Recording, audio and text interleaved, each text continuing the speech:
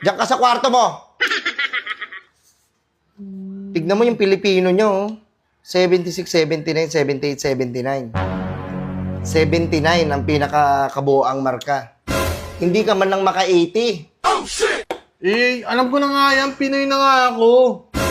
Kaya nga eh, baliwala na lang sa'yo porkit Pinoy ka? Yung Filipino subject na yan?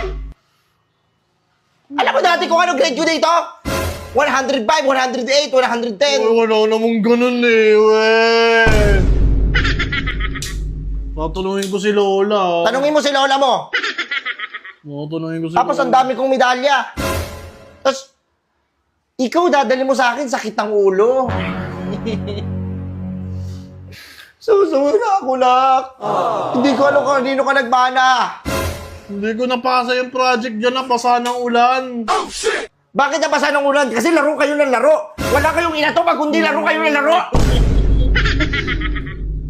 Mali na naman yung papa eh.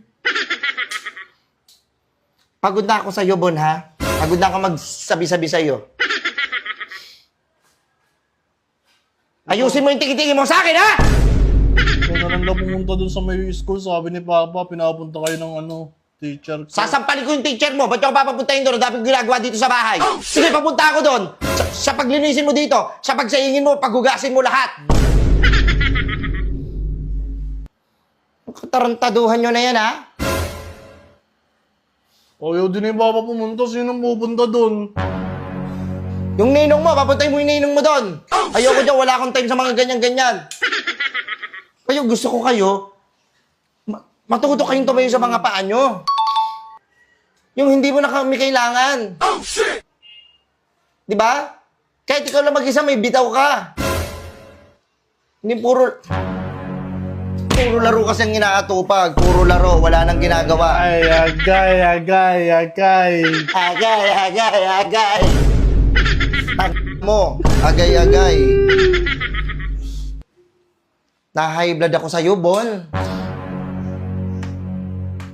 Tapos yung values mo, ang tataas ang values. Ilan yung values mo dito? 86? 86. Ang galing, very good naman yung anak ko. Dumapa ka nga. Bakit? Ang taas na nga yan Pati na yung English ko mataas yan. Ayoko na ng Pilipino. Tapos may nakuha kang award. Papakitin ako dun sa stage. Oh, shit! Most behave. Tahimik lang ako doon Anong pinakamatahimik ka ba sa buong mundo? Pakitin mo ako dun sa stage pag mayroon ko nakuha ang award na first honor, second honor, hindi most behave. Doon ang tahimik mo dito. Si ingay ka. Nakalim kita eh. Doon ka sa kwarto ba, hindi ka lalabas isang buwan. Makita mo lang hinahanap mo. Nalaro muna kami doon. O sige, maglaro ka. Paglaruan natin to.